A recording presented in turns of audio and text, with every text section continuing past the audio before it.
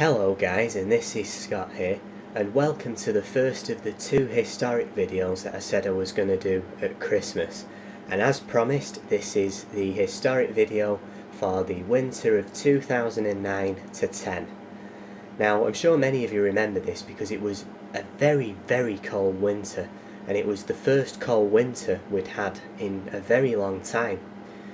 Many of the 90s and early 2000s winters were known for being very mild and having very little cold or snow in them, but this one was the first cold winter I'd say since 1995, and overall actually it's the coldest winter in terms of average temperatures since 78-79, so you know it really is a bitterly cold winter this.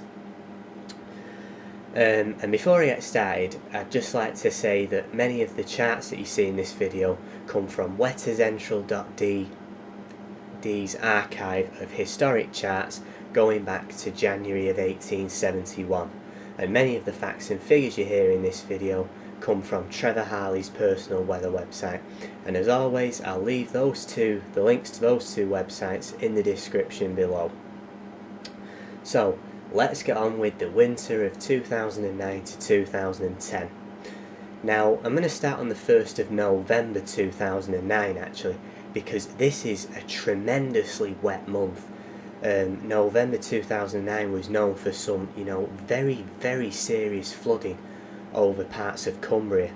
It just goes to show really that very cold winters can come off, mild and stormy autumns. And as I've just said, it is a very mild month as well, with a central England temperature of 8.9 degrees.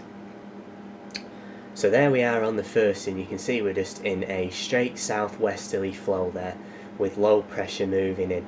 And as we go through the 3rd and into the 5th of November, so bonfire night, we just have a very wet and stormy bonfire night there, so just a very miserable period of weather. As we go through the 8th and into the 11th, Armistice Day, we just continue with that wet and windy weather, and that goes on into the 14th of November, where we actually bring a very deep Atlantic storm in there, and that takes us into the middle part of the month. So on the 17th of November again we bring another very deep area of low pressure through, and as we go through the 18th, this is where the most severe flooding, some of the most severe flooding that Britain has ever seen occurs, because from a 24-hour period, the 18th and into the 19th of November 2009, we record, now get this, 316.4 millimetres of rain in just that 24-hour period in Barrowdale in Cumbria, which is one of the biggest cloudbursts the UK has ever seen, and this caused some catastrophic flooding throughout Cumbria. So parts of like Cockermouth and Workington and towns like that were just absolutely inundated by this heavy rain. And it's, as I said, it's some of the heaviest rainfall ever recorded in the UK. And even there on the 19th it doesn't end, because as we go into the 20th and the 23rd of November we bring yet another very deep storm into the country, and that brings more copious rainfall down across the country. It's a disastrous month for flooding. And that goes on into the 26th and into the 28th of November, before finally on the 30th of November we finish off the month, but we keep, it very wet and unsettled. And also, Styhead in Cumbria in the entire month records 1,430 millimetres of rain, which is, just to let you know, that's almost the average annual rainfall, and they've had that in the space of a month. So some tremendous and extraordinary rainfall in this month. And that actually goes on into the start of winter, can you believe? December 2009 actually starts off very wet and stormy as well. So So there is the chart for the 1st of December 2009, and you can see, you know, we're just in a straight westerly flow there. Low pressures getting ready to move in across the Atlantic. And actually, it is overall a slightly colder than average month, with a central England temperature of 3.1 degrees, and that's actually because the severely cold weather that we know from winter 2009 to 10 actually arrives during the second half of the month, and it, you know, just cancels out that mild first half. So there we are on the 1st of December, and as said, you know, we're just keeping the westerlies going. We're bringing more weather fronts across the country. However, if you look over parts of Greenland and, you know, western Russia, you can just see there is signs of high pressure. So, you know, just little indications at this point that, you know, it could be a bit more of an interesting winter. But, you know, for us at the moment, you know, there's no sign of any cold. It's just mild, wet and very stormy. And that goes on into the 2nd of December, where we bring a very blustery low into the country. So again, that just exacerbates the floods even more. And into the 3rd and the 4th of December, we bring yet another area of low pressure into the 5th and the 6th. And a very stormy area of low pressure there on the 6th and into the 7th, which is down to 960 millibars, which is a very deep storm for this time of the year. And as we go into the 8th, however, this is where, you know, everything starts to change very, very gradually. Because as you can see, the high pressure over western Russia is just starting to push into Scandinavia. And so as we go through into the 9th, you can see that the Azores high that's around Spain actually builds into Europe. And normally, actually, for cold weather enthusiasts, the Azores high in Europe is normally a very bad sign in winter. Usually whenever that's there, it means that any cold snaps are going to be very short-lived, and that the zonal westerlies will always return pretty much. But in this winter, it actually does us a favour, because as we go through the 9th and into the 10th, you can see that it just about starts to build through the country through the 10th and into the 11th. And there on the 11th of December, you can see it's building through the country and trying to get up to Scandinavia. And at the same time, if you look on the western side of that high, so just to the west of Ireland, you can see that we've got a very, very long fetch southerly wind there. And what that's doing is sending warm air advection up to Greenland, which is, you know, helping to strengthen the Scandinavian high and the Greenland high as well. So essentially we're just putting into place all the pieces, all the puzzle pieces for the winter of 2009 to 10. Because as we go through to the 12th, you can see that high pressure builds in across the country up towards Norway, and we start to bring an easterly wind into the country. Now, this actually just starts to bring cold for Scotland at this point. It's still pretty mild across England and Wales, but, you know, as I said, we're just getting the pieces into place and, you know, allowing the cold weather to set up. And as we go into the 13th of December, that high pressure just, you know, stays on top of the UK, whilst high pressure over Greenland also starts to strengthen. And you can also see now that pressure is lowering across Spain and into Italy. And basically the North Atlantic oscillation is now starting to turn negative. It's going into the negative phase, which is pretty much always a sign of cold weather in the winter. And as we go through to the 14th of December, that high pressure that's over the UK then starts to retrogress towards Greenland. Now, I've said this in other videos, but I always, you know, have to assume that you're watching this for the first time. But if you don't know what retrogression is, basically it's the opposite of the zonal flow. So high pressure systems and low pressure systems, mainly lows obviously, will move across the North Atlantic from west to east. So low pressure systems will, you know, develop over Canada, exit the Canadian seaboard, move across the Atlantic into Western Europe. Now, retrogression is mainly a feature with high pressure systems, and that's basically the opposite. So high pressure moves from east to west, so it starts off over Europe and more often than not moves into the mid-Atlantic and up towards Greenland. And there on the 14th of December 2009, the high pressure is starting to do just that. So as we go through into the 15th of December, now we're starting to bring cold air across the country now. So temperatures are starting to fall away as we bring that northeasterly wind through the country. So all the puzzle pieces now are fitting into place, and the winter, is starting to show its hand, and it's getting going by this point. And by the time we get to the 16th of December 2009, we're in a proper cold pattern there. High pressure is around Greenland and Iceland, and we have low pressure around the Azores and into southern Europe.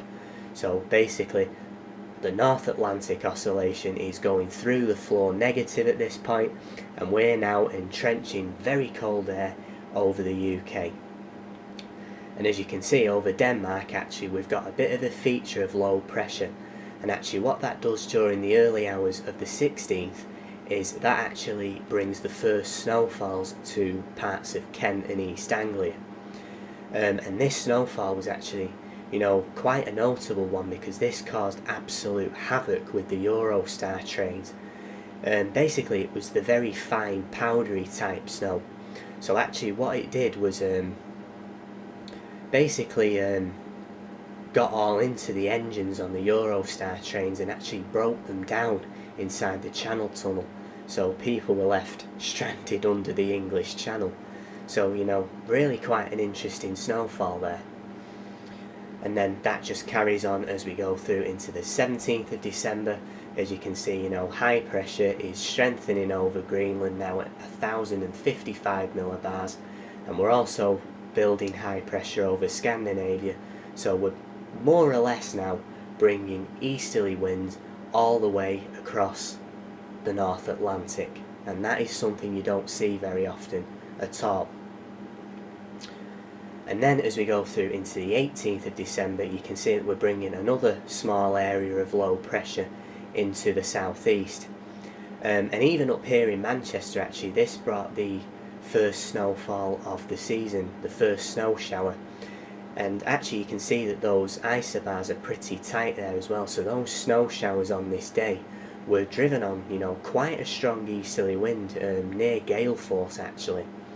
So, again, the winter is very much showing its hand by this point. And those are the upper air temperatures there on the 18th of December. You can see that the -10 Celsius isotherm is more or less right across the British Isles, to be honest. And the -5 is across everywhere. So that is bitterly cold winter air, across the country, which is, hence the reason why it's so cold. And as we go through into the 19th of December, it just gets even more severe. Actually, you can see that high pressure that was around Iceland has now properly got up towards Greenland. So we're turning those northeasterly winds into more of a northerly now. So again, the pattern is just becoming more and more severe. And by the time we get to the 20th of December, this was Sunday the 20th of December 2009, and you can see that we're bringing an area of low pressure down across the country. And this brings the first significant and widespread snowfall of the winter. Here in Manchester, it started snowing at about 9-10 o'clock in the morning. It was initially quite light, but it turned into quite a heavy snowfall and pretty much went on for the whole of the day. So this, caused quite a bit of disruption, considering we're in the run up to Christmas. But it did, make it one of the most seasonable run up to Christmases that we've seen in quite a few years actually. And I've actually got some of my own pictures to show on this. So there, on the 20th of December, this was when the snow just started. That's one of my two dogs there, that's Sky. She was still quite young actually at that point. just sat out in the snow, and she's got a Christmas collar on there, so it's almost a very traditional and very seasonable run up to Christmas. And actually, before I go on any further, actually I have got quite a lot of my own pictures to show in this video, and quite a lot of my own stories as well, so that's a reason why it's quite a long video, because every weather enthusiast has a winter that, you know, when they were a little kid, you know, like 12, 13, just going into their early teens, that they just remember. And this is it for me, the winter of 2009 to 10. I was about 12 years old at this point, so I have got quite a lot of stories to share with you in this one. So, but anyway, moving on into the 21st of December, you can see that that low pressure then just sits across the country. So what that does is that basically just keeps sunshine and snow showers across the country, so it's almost a winter wonderland in the run up to Christmas here. Excuse me. And obviously that low pressure is entrenched into cold air, so basically it's just very cold, and snow showers are rattling in across the country on quite a strong wind there, and that goes through into the 22nd and the 23rd of December. And by this point, including the snow on the 20th and the snow showers, there's, you know, a good 10 to 15, even 20 centimetres of snow in many parts of the country. So it's a very, very decent December cold spell, this. And then we go into Christmas Eve, and again Christmas Eve is very cold as well. You know, there's actually not much snow around on this day, but it is nonetheless a very cold day. And that takes us into Christmas Day. Again, it's another cold day, and this actually, for many areas, is the first white Christmas since 2004. So again, another very notable weather event for this winter. And actually for many places it wasn't an official white Christmas by the Met Office's definition.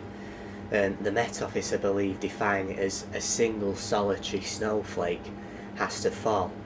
Because actually there wasn't actually much of that around. As you can see, we're pretty much in between low pressure systems there. It was more or less just a white Christmas from lying snow. And that carries on into we go into Boxing Day, and actually as we go into sort of the post-Christmas period, it does turn temporarily a little bit milder there. So during Boxing Day night, we actually bring a weather system across the country, and actually for most of England and Wales this is more rain and sleet, but for Scotland, actually in the far north of England, this actually brings, you know, even more heavy snow. And that goes on into the 27th. But as I said, you know, the mild spell, you know, is only a day thing, because as we go into the 28th, again you can see that those cold northeasterly winds are just getting ready to come back, and they do by the 29th. So again, high pressure is building over Greenland, and we're forcing the jet stream, which is indicated by the black line, and the low pressure to the south into Europe. So again, we're bringing another bitter easterly wind off the continent, and that goes on into the 30th. An overnight 20th into the 30th, we record minus 18.4 Celsius at Braemar as a minimum, and that's the coldest temperature of December 2009. And actually during the day on the 30th, Braemar actually doesn't get above minus 12.2 degrees. So, you know, it really is a very, very cold post-Christmas period. You know, the coldest since 1995, I'd say. And that's where we finish off 2009. So there's the chart for New Year's Eve 2009, and we're bringing a bitterly cold easterly wind in across the country.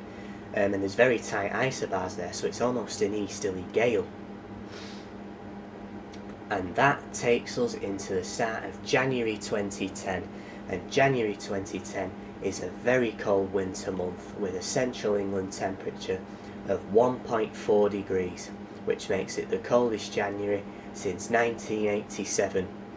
which, looking at that chart there on the 1st of January, it's no surprise why, because we're bringing a bitterly cold northeasterly wind screaming in across the country. So, you know, temperatures are below freezing across, you know, a widespread part of the country. And actually this day, the 1st of January 2010, was the first day that I started recording temperatures here in Manchester, and I actually recorded a 0 Celsius maxima here in Manchester, which to this day is still the coldest New Year on record. So it is a very cold start to the New Year. And those are the upper air temperatures there on New Year's Day.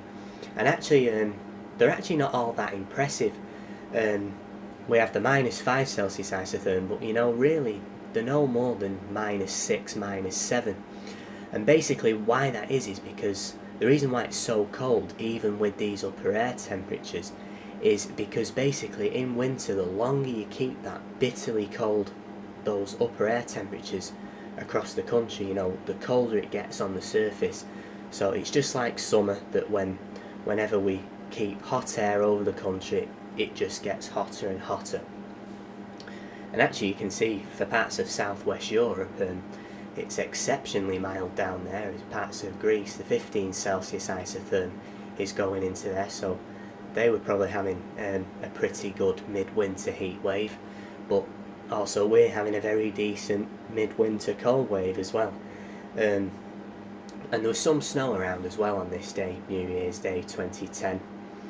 And that takes us into the 2nd of January, and there was some heavy snow in my area as well on this day. I woke up this morning, this was a Saturday morning, and snow was falling in my area. There was about 10 centimetres of it. So again, you know, just a bit of a precursor. And then as we go into the 3rd, I remember this day very well actually, because as you know, the BBC do their weather for the week ahead forecast, and I remember watching it on the Sunday evening, as it's always aired on a Sunday night, and Thomas Schaffenacre was presenting it this evening, and he started off the forecast with, "Snow enthusiasts will be jumping for joy at this forecast." I just remember that very well, and actually if I can find the forecast online, I'll actually put a bit of a clip of it in and leave the link to it in the description. Snow enthusiasts will be jumping up and down with joy by the end of this forecast. A lot of us will probably just be letting off a big sigh. We'll get to that in just a second. This afternoon we'll concentrate on the weather first of all. Cold and crisp, that's the scene across the majority of the country. You might be wondering, well, where's all this mild rainy weather we usually get? But yeah, you can see we're just in a very cold easterly wind there on the 3rd of January. And this is actually now where the most severe cold of the winter actually kicks in, because as we go through into the 4th of January 2010, this was a Monday, and I remember actually going up to school early this morning and getting sent home because of the snow. I remember just going home, you know, spending the day as it was, and as you can see, we're bringing a northerly wind down there, but over Scandinavia we've got low pressure developing, and as during the day on the 4th actually, that sinks down across Scotland and northern England and this brings an exceptionally heavy snowfall. This is actually a so-called polar low, which is known for bringing some very heavy snowfall, and that sunk down across the northern half of the UK on the 4th, and it got to Manchester at about 8:30 on that evening. And I remember it started off snowing, you know, like light to moderately at first, but as the evening went on it got heavier and heavier, and by midnight it was an absolute whiteout outside. And that, you know, the whiteout just carried on all through the night, and that just went on into the 5th of January. Look at that chart on the 5th of January. That is a bitterly cold, severe winter pattern. You know, that is a very rare instance that you see that high pressure well over Greenland and the North Atlantic, and polar low pressure systems diving down across the country. And continuing with my story, this actually dumped 30 centimetres at least in Manchester. And I remember my school at the time actually said that don't bother coming in for the rest of the week, which was good news for me, obviously. But on the day on the 5th, actually, as the snow cleared, all the street actually got together and built a giant snowman. And actually there it is. It was a good 15-20 feet tall. We actually had to use ladders to make it. And then late at night, these are just some pictures of, again, sky. And this is my back garden, you know, a wider shot there. You know, just some of the heaviest snow I've seen in a very long, well, in fact, I've ever seen. And that polar low pressure system actually clears away down into the south on the 6th of January 2010. And this again just takes the heavy snow down across the south of the country.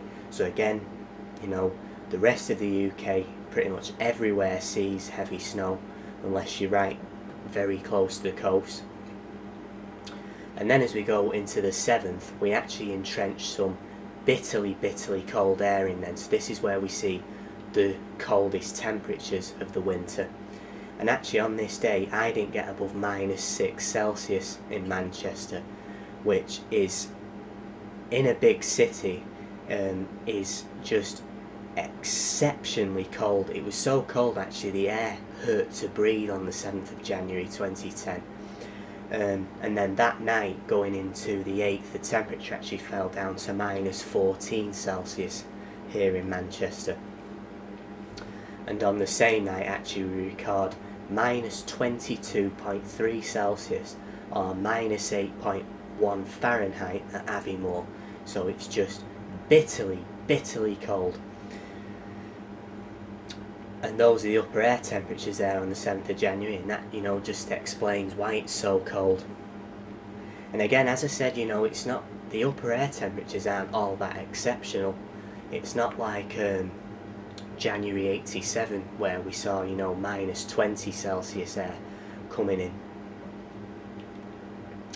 And also on the 7th of January there's a picture taken from NASA's Terra satellite, which, you know, if you needed any more proof that it was cold, you know, that just proves it to you. From basically the north of Scotland to the end of Cornwall, you know, the UK is just completely blanketed in snow. You know, that is probably one of the most exceptional weather events you can actually ever get in the UK, and to see something like that, you know, that's probably something we won't see for a very long time. And then as we go into the 8th of January we just keep that very cold air, but then we lose the snow now. We turn it a lot more into the cold anticyclonic type weather. So as we go through the 9th and into the 10th of January 2010, we're bringing a bitterly cold easterly wind in there across the country, and so, you know, temperatures again are just barely above freezing. The nights are, you know, still very cold. And also here's another picture from Alton, I believe this is. You know, look at the size of those icicles there, you know, a good 2 feet long. You certainly wouldn't want to be stood under them if they broke off, that's for sure. You get pierced your skull in. Never mind. But yeah, that, you know, you look at pictures like that and it's actually hard to believe it's Britain. You know, you expect Britain to be a very mild and lush place in the winter, but, you know, it's almost, this was almost the year Lapland came to the UK. And again the cold goes on into the 11th of January again. We just have high pressure over the UK and Scandinavia. And as we go into the 12th of January we actually bring a heavy frontal snowfall into the UK then. So this brings 5 to 10 centimetres of snow to the existing snow in the southwest and just about up to where I was. and that goes on into the 13th of January. But by this point now you can just about see that the Atlantic's trying to invade very slowly. Now at this point it's still very cold, as we're bringing a cold southeasterly wind off the continent. But as we go through to the 14th, it just keeps, pushing up against the high pressure, trying to weaken it.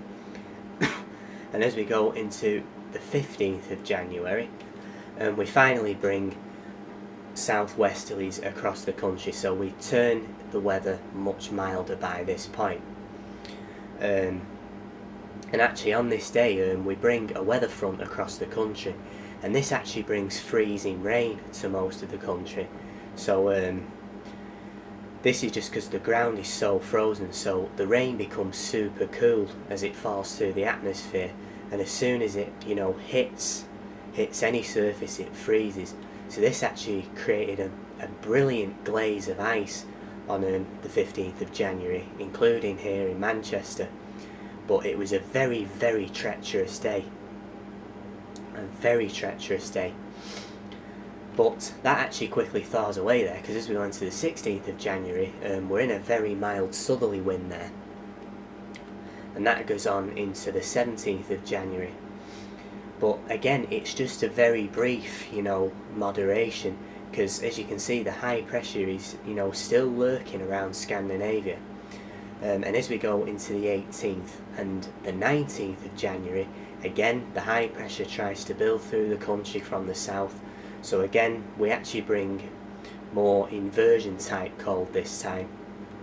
So this is where you get mild air aloft but very cold air at the surface. So again, temperatures are falling once again. And then as we go into the 20th, we basically then set up a battleground UK situation. So we have a classic battle between, mild Atlantic air and cold continental air.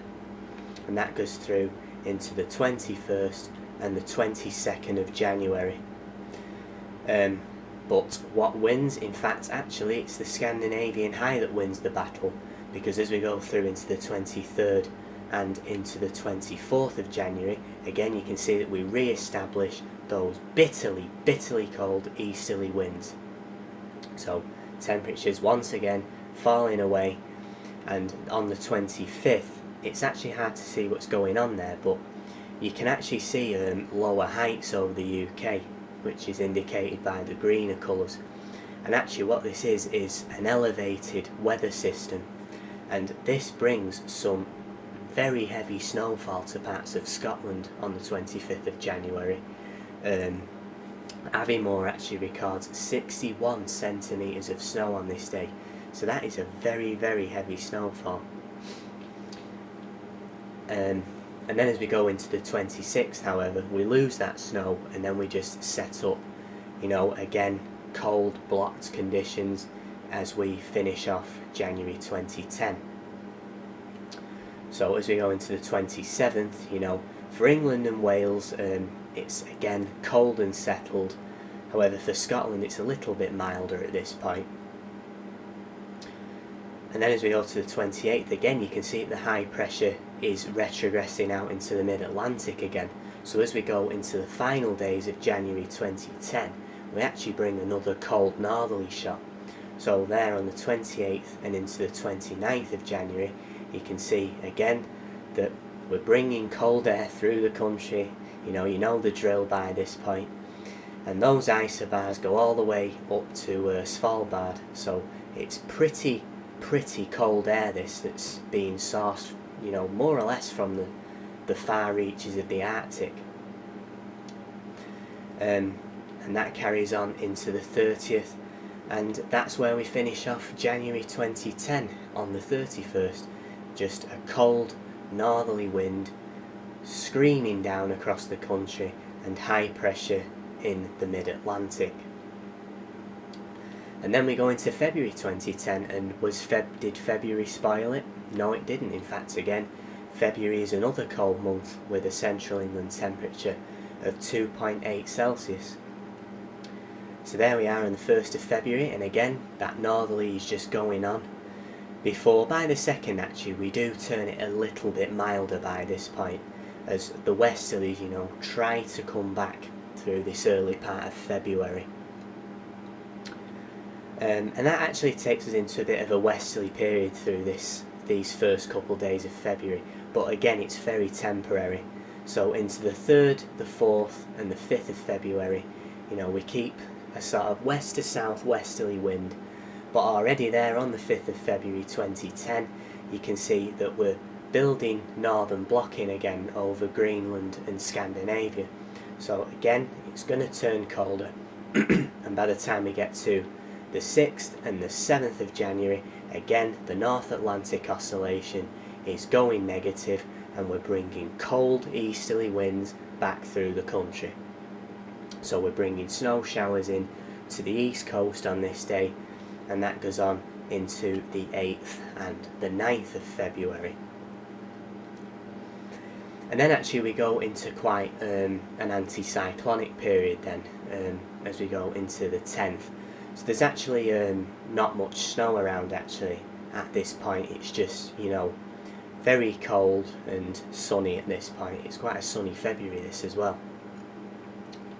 So into the 11th and the 12th, you know, that high pressure is just through the country, but you know there's cold air trapped under that high, so it's just, you know, cold, frosty, you know, there's bits of snow left from January, so again it's, you know, still very seasonable for the time of year.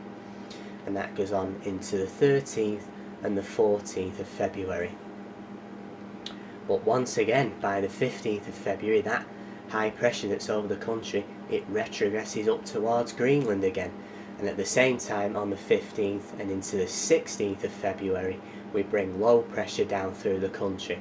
So this brings, you know, more heavy snow showers across widespread parts of the country once again. And those go into the 17th and the 18th of February. We just keep sunshine and snow showers. So it's almost, you know, a winter wonderland month. And into the 19th and the 20th of February, again, you know, cold northerly to northeasterly winds coming through the country. You know, it's again, you know, you don't need me to tell you that why it was such an exceptional winter from these charts. And those go on into the 21st and the 22nd of February. And overnight 22nd and into the 23rd, we actually record the lowest temperature of February 2010, which is of minus 19.2 Celsius at Braemar. So again, you know, very, very cold, severely cold even. And as we go into the 24th of February, now we actually go into a very snowy period at the end of the winter. So 24th into the 25th, we actually bring a band of heavy snow across the country. And again, more heavy snow showers into the 26th. So, you know, there's lying snow everywhere. And that goes on into the 27th. And finally on the 28th again we bring more snow showers into the country, and I actually had quite a big snowfall on this day as well. I remember it quite well because overnight on the 27th fog actually formed in Manchester, and snow showers actually blew over the area, so it was snowing from a foggy sky. And so actually on the 28th of February I actually have a couple pictures, and yes, that is me there on that photograph with my two dogs and another dog that they were playing with in the park. There's another one, me playing with the dogs. And again, so again, you know, it's quite an interesting event this, because it's you know, snowy and foggy, and that's something we don't normally see that often in the UK. And it was actually, you know, quite a decent way to end off the meteorological winter actually, but it doesn't actually end just yet, because as we go into the start of March, so into the start of spring 2010, you know, we keep those northerly winds going. So again, you know, it stays cold into the start of March, and that goes on into the 2nd and the 3rd of March, before we actually build high pressure in across the country on the 4th and into the 5th of March 2010. And actually by this point though, the sun is starting to get higher into the sky and the days are getting longer, so actually the daytimes now are turning, you know, quite pleasantly mild actually, but there's still some very, very cold nights under this high pressure. One of these nights actually I get down to -7, so again, you know, there's some pretty big diurnal ranges at this point, but you know, especially where there's still snow lying, there's some very cold nights in this early part of March, and those go on into the 6th, the 7th and into the 8th of March 2010. We just keep that high pressure over the UK, so in many ways it's a pretty decent and seasonable start to spring, with cold frosty mornings and pleasantly mild afternoons. And those go on into the 9th and the 10th. You know, it's a very anticyclonic start to March this, and into the 11th and the 12th. And actually on the 12th we get a bit of a northerly shot there, so we turn it a bit colder once again and bring a bit more cold air across the country, as well as a few snow showers there, before by the 13th and the 14th of March, you know, that high pressure is starting to collapse down across the country then, so we're just about starting to turn it a little bit milder by this point, and by the 15th and the 16th of March we bring a mild, gentle southerly wind up to the country, and this actually brings temperatures into the mid to high teens on the 16th of March 2010. So by this point winter finally draws to a close, and spring gets going. Though it was actually quite a cold spring, actually there was a few, you know, decent cold snaps as we go into the end of March and into the start of April. So that ends the look there at the winter of 2009 to 10. I hope it brings back a lot of memories for you. It certainly does for me. And I bet, and at the time, you know, everyone was wondering it'll probably be years and years before we see another winter that was just like this. But we all know that wasn't the case now, because the following winter we get that severely and bitterly cold December of 2010, which I've also had a look at in one of these historic videos. It's actually the first one it was one of the first ones I had a look at, so you can feel free to check that one out. But yeah, as I said, this is it for the look at the winter of 2009 to 10 and the first part of the 2 Christmas historic videos.